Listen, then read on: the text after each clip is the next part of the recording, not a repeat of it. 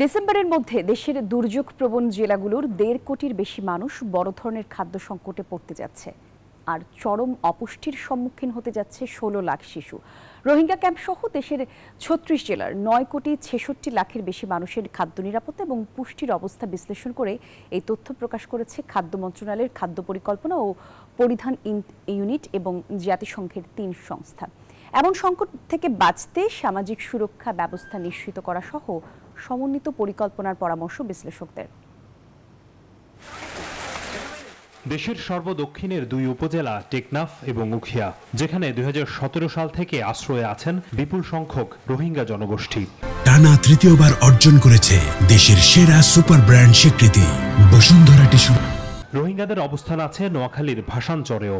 বাংলাদেশে আশ্রয় নেওয়া এসব রোহিঙ্গা জনগোষ্ঠীর ৪০% মানুষ আগামী ২ মাসের মধ্যে চরম খাদ্য সংকট এবং জরুরি অবস্থায় পড়তে যাচ্ছে, এমন পূর্বাভাস উঠে এসেছে খাদ্য মন্ত্রণালয় এবং জাতিসংঘের ৩ সংস্থার প্রতিবেদনে।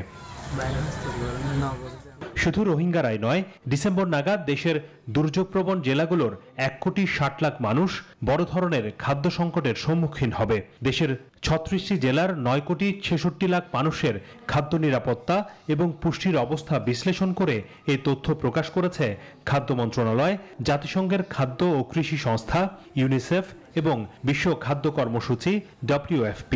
আমাদের এখনো দুর্ভিক্ষাবস্থা নেই এবং আগামীতে দুর্ভিক্ষাবস্থার ভিতরে হয়তো বাংলাদেশ যাবে না, ক্যাটাগরি 5 যেটি, কিন্তু বলা হচ্ছে ক্যাটাগরি 3 অর্থাৎ খাদ্যের অভাবে চাপে রয়েছে, এবং ক্যাটাগরি 4 যেটাতে খাদ্য সংকটে আছে, এগুলো বাড়ছে।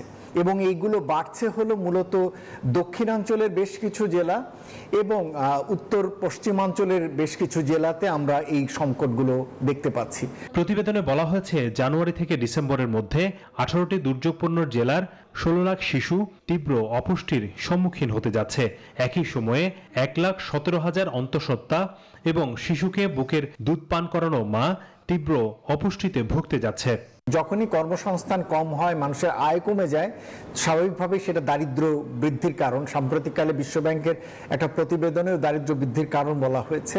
সুতরাং সেগুলোও কিন্তু এই খাদ্য সংকটের জন্য দায়ী। এমন দুর্যোগপূর্ণ পরিস্থিতি মোকাবেলায় যথাযথ প্রস্তুতি নেওয়া, সামাজিক সুরক্ষা ব্যবস্থা নিশ্চিত করা সহ সম্মিলিত পরিকল্পনার পরামর্শ দেওয়া হয়েছে প্রতিবেদনে। হোসাইন শাহাদাত, নিউজ 24, ঢাকা।